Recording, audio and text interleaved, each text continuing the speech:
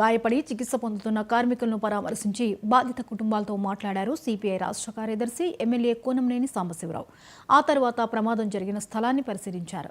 ఆ తర్వాత ఆయన మాట్లాడుతూ సిగాచి పరిశ్రమ ప్రమాదం మీద న్యాయ విచారణ చేసి బాధిత కుటుంబాలకు న్యాయం చేయాలని డిమాండ్ చేశారు. అధికారుల నిర్లక్ష్యమే ప్రమాదానికి కారణమని ఆరోపించారు.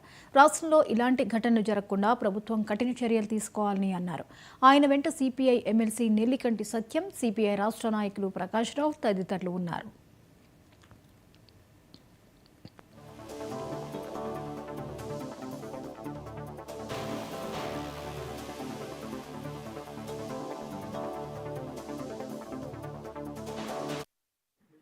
కెమికల్ ఫ్యాక్టరీలో జరిగిన ప్రమాదంలో ఇప్పటి వరకు 39 మంది దుర్మరణం పాలవటం, ఇంకొక 35 మంది హాస్పిటల్స్లో ఉన్నారు.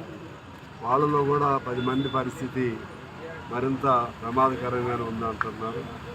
అలాగే అప్పుడు ఫస్ట్ డే ఒక 60 మంది మిస్ అయ్యారంటున్నారు. అందులో కొంతమంది అడ్రస్లు ఇప్పుడు కూడా తెరవట్లేదు. ఇది ఈ ఆధునిక యుగంలో, ఆధునిక టెక్నాలజీ పెరుగుతున్నటువంటి ఈ యుగంలో ఇటువంటి అందులో సర్ఫేస్లో ఇంతమంది మరణించడం అనేది బహుశా భారతదేశంలో జరిగిన అత్యంత ప్రమాదకరమైన ఘటనలో ఇది ఒకటి అయి ఉంటుంది. అప్పుడు భోపాల్ లాంటి చోట జరిగింది. భోపాల్లో అది విష పదార్థం, విష గ్యాస్ లీక్ అవటం వలన జరిగింది. కానీ ఇలా ఈ డ్రైయరో లేకపోతే రియాక్టరో ఏదో చెప్తున్నారు, ఇది కరెక్ట్గా తెలియదు అంటున్నారు. అది బ్లాస్ట్ అయ్యి జరగటం అనేది మాత్రం I think it might be first ever it's kind entire భారతదేశంలో. ఇది ఎలా జరిగింది ఏమిటి, మన ప్రభుత్వం అయితే ఇమీడియట్ స్పందించింది. దురదృష్టవశాత్తు ఏంటంటే మేము ఎవరు కూడా కమ్యూనిస్ట్ పార్టీగా మేమందరం ఢిల్లీలో ఉన్నాం. రాత్రే వచ్చాం. వచ్చిన వెంటనే ఇది మా బాధ్యతగా ఫీల్ అయ్యి అందులో వాళ్ళు పేదవాళ్ళు, ప్రమాదానికి గురైన వాళ్ళు పేదవాళ్ళు, బీహారు, ఒరిస్సా, ఇటువంటి ఛత్తీస్గఢ్, అనేక యూపీ ఇలాంటి అన్ని రాష్ట్రాల నుంచి వచ్చిన వాళ్ళు, ఎప్పటి నుంచో దీని మీద ఆధారంతో బతుకుతూ ఉన్నవాళ్ళు. అందువల్ల ఇది మా కర్తవ్యంగా భావించి మేము రావడం జరిగింది. తనిఖీలు నిర్వహించకపోవడం, మరి స్కిల్ వర్కర్స్ని పెట్టుకోకపోవడం వల్ల ఈ యొక్క ప్రమాదం జరిగినట్టు మనకు కనపడతా ఉంది. అంటే ముఖ్యంగా ఇవాళ ఉన్నటువంటి కెమికల్ ఫ్యాక్టరీ యజమానులు మరి సరి అయినటువంటి భద్రతా ప్రమాణాలు పాటించకపోవడం వల్ల మరి ఈ ప్రమాదం జరిగింది. దీనికి మరి వెంటనే రాష్ట్ర ప్రభుత్వం న్యాయ విచారణ జరిపించాలి.